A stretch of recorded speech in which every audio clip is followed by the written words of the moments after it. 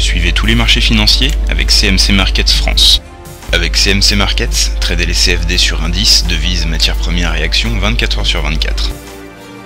CMC Markets, un des leaders mondiaux du trading de CFD Forex depuis 1989.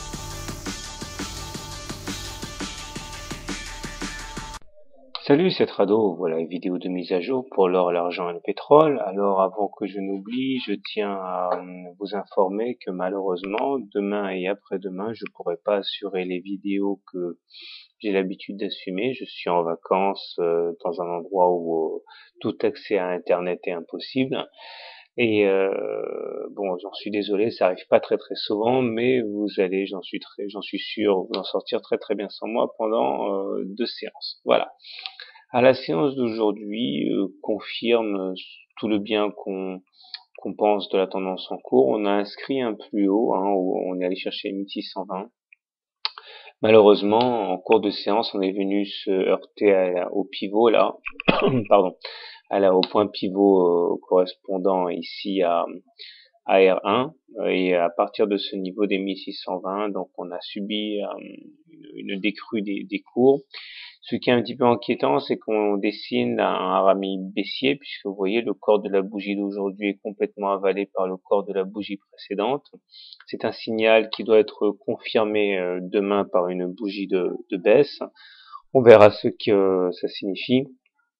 Mais en tout cas, ça remet pas fondamentalement en cause la tendance haussière tant qu'on se maintient au-dessus d'une moyenne mobile à 20 séances haussières.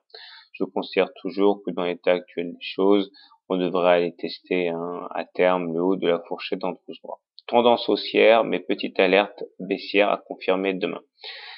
L'argent à présent, eh bien, sur l'argent, c'est assez incompréhensible parce qu'on n'a rien de tel.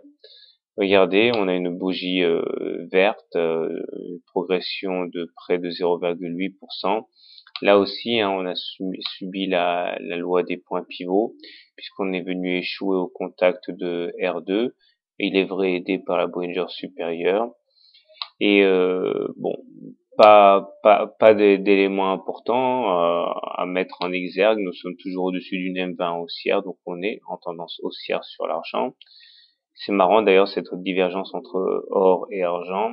Et le pétrole, par contre, lui, dans une forme olympique, puisqu'il s'adjuge près de 1,3% aujourd'hui. C'est normal, quand les indices s'emballent, généralement le pétrole également. Cette fois-ci, c'est la R3 qui s'est avéré déterminant.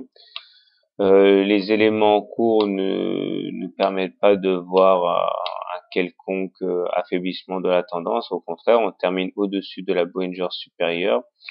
Néanmoins, cette clôture appelée T1 au-dessus de la Bollinger supérieure ne s'effectue pas dans le contexte le plus favorable qui soit, puisque nous avons une Bollinger supérieure et la Bollinger inférieure qui ne divergent pas.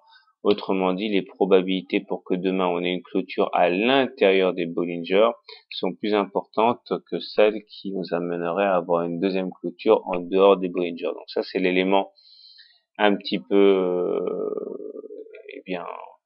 inquiétant, mais globalement la tendance reste haussière tant qu'on est au-dessus d'une M20 haussière. Voilà, je vous souhaite une bonne soirée, de bons trades et à demain. À dans 2 jours, pardon. CMC Markets, un des leaders mondiaux du trading de CFD Forex depuis 1989.